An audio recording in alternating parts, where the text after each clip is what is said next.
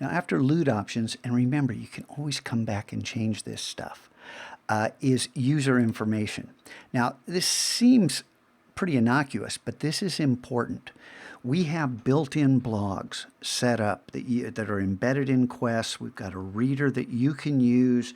It's sortable. It's just so powerful. It's a way for kids to turn in their work, have it all be maintained in electrical format permanently, that they can see it, their parents can see it, you can see it, you can provide feedback. Yeah, it's some work. It's some work for the kids, it's some work for you. But it's also really valuable. You got to figure out whether you want this on or not.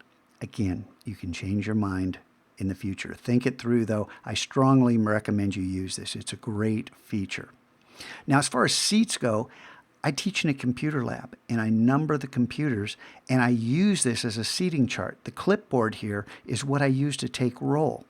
I can see who's there. Of course, I have to use the school's learning management system to formally fill out my roll, but I can do that while the kids work because I can see what stations are occupied or not. So this is useful in more ways than you know. It's a great sortable feature. So if you can figure out a way to identify every seat in the room, well, I don't want kids to have to sit in the same seat.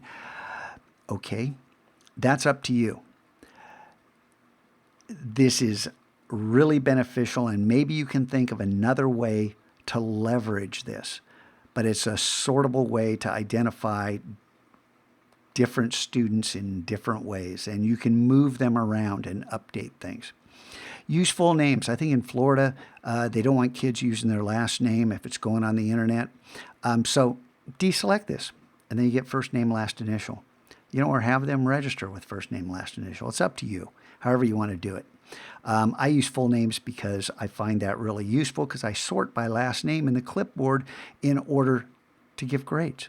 And as much as I hate grades, it's an easy way for me to see all the kids, see their blogs, and assess whether or not things are going right or not.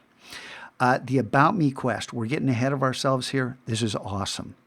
I leave the public auction off. There's other ways that kids can let everybody else know what they're interested in. This is between me and the kids. I want some honest feedback that they know no one else can see. They can see it, I can see it, no one else can see it. And so I find this to be really beneficial. You can change the About Me quest at various times of the year so you can get differentiated information and see how they're growing and what, how they're changing their interests and, what they think of things. It's an awesome way to get to know your kids better.